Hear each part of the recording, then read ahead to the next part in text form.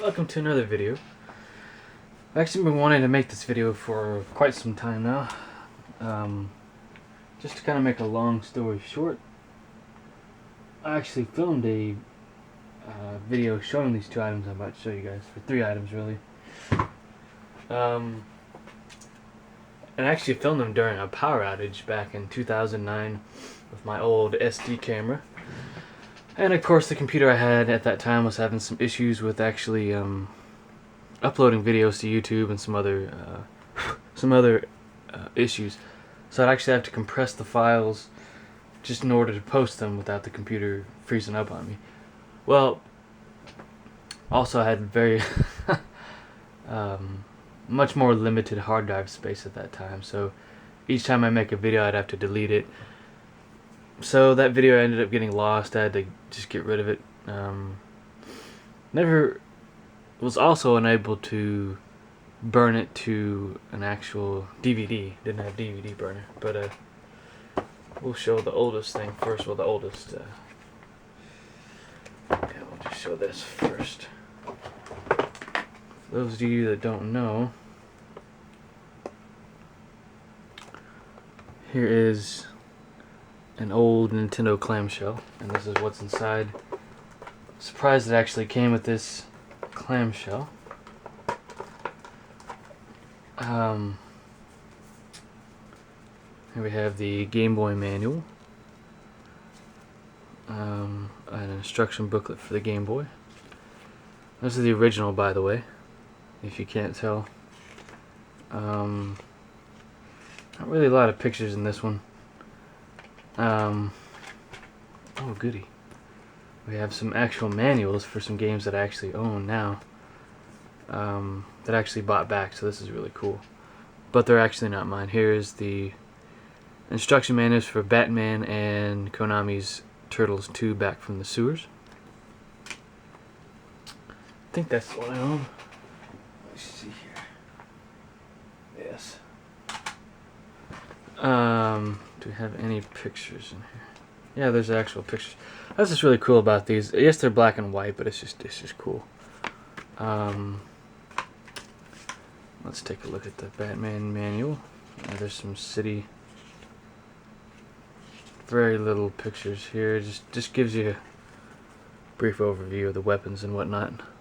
Pretty cool city background there. The original insert that came with the Game Boy, "Play It Loud" was their slogan. Includes Play It Loud case and 4 AA batteries, whatever that case is. I don't know what that is. But here's the original Game Boy. This is the original release date version. Screen's in actually pretty good condition. It's not flawless, but it's darn near flawless. Still has the back cover. Got a lot of use out of this thing. Played Paperboy on here, Batman, the Zelda, Link's Awakening, the original black and white version. But it takes 4 AA batteries. Last time I tried to get this to work, it didn't work. But I'll go ahead and test it and just see if it works later on. Doesn't really matter because I have a Game Boy Color and a Game Boy Advance now, so this is pretty much obsolete. But it's something of nostalgia to play these things. So this came out originally back in 1989.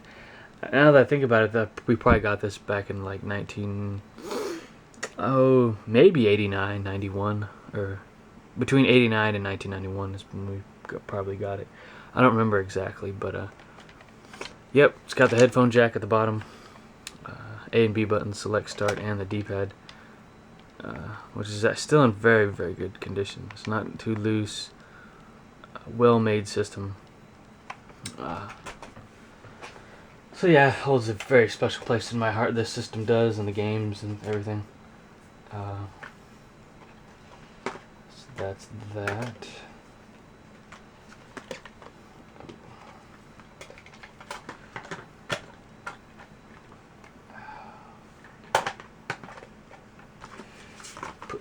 Try and put this back, I guess. I'll try and do that later. But here's some more stuff from the past, a blast from the past, so to speak. There is game players. issue 75, Mortal Kombat 3, The Carnage Comes Home in a 16-bit slaughter, PlayStation Massacre. And around this time, my dad rented a PlayStation from Blockbuster. Back when you could rent them, you came in a case, and you could get, a controller or two. I don't know if you can rent memory cards. I don't see maybe you could. Killer Instinct was coming out around this time as well, as you can see here on the cover. Here is a game. I don't know which game, but the screenshots don't look that great. But for the time, it was just amazing to see this kind of stuff. But the ads are just freaking amazing. I can't fit it all here. But it says, Killer Instinct delivers all the excuses you get in... all the excess you get in the arcade on your own Super NES, a state-of-the-art 16-bit butcher shop. But, yeah, amazing ads. They just don't do them like this anymore. They don't even compare. Back then, the game came with the soundtrack and everything else. Here's some ants. It says you, them, capsize, capiche, and then this is a Doom ad. Once again, a lot of this stuff is just showcasing stuff that was coming out on the Super NES, which is really, really cool. Chrono Trigger ad, really cool. Some Sonic stuff, N64. Back then, I think this is before it came out, so it was still the Ultra 64, as you can see there. But they're comparing the system to the PlayStation, which is an interesting comparison, because the system is... they had similar looks to them, the games, somewhat. I mean, just in the style of 3D and being, third person. Here's the Sega Saturn, of which I own today. Mortal Kombat ad.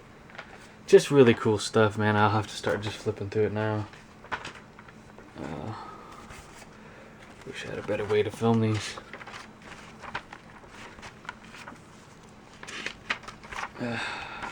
VHS tapes. I think this is what is it? Virtua Fighter on the 32X, which we never owned. I never owned as a kid. Not really interested in it. It's too expensive. Or it's not too expensive. It just doesn't interest me. Bjork, The Tick, some weird cyberpunk thing. I don't know what the hell that is. But here is, the Mortal Kombat 3 ad. Or just showcasing Mortal Kombat 3. Amazing game for the time. Played it on the Super NES. And watched people play it in the arcades at like here's some stuff for Warhawk.